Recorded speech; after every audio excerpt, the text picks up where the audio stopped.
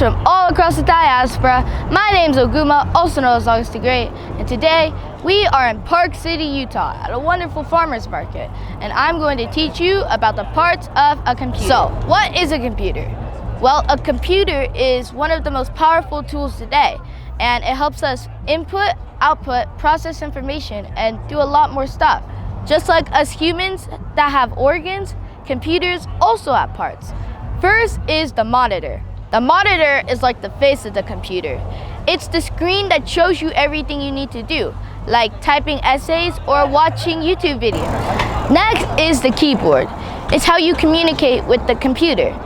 Every key inputs a signal to the computer, like writing your name or even doing code. Number 3, the mouse. The mouse is kind of like the computer's hand. It's the one that helps you click everything and go to different sites around the computer. Next is the CPU, or Central Processing Unit. The CPU is kind of like the whole brain of the computer. The CPU solves math problems, plays songs for you, and is basically the computer's whole overloading code.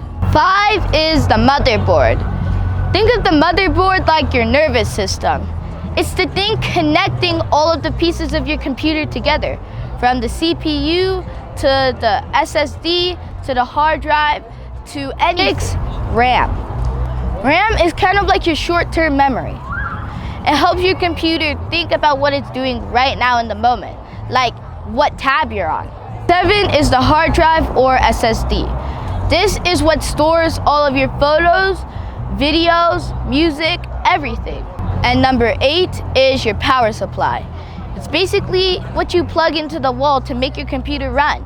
Bye guys, thanks for watching the Learning Squad. Make sure to like, subscribe, and leave a comment below. And make sure to go to africanair.com and support us out by buying a t-shirt. It'll really help. Bye!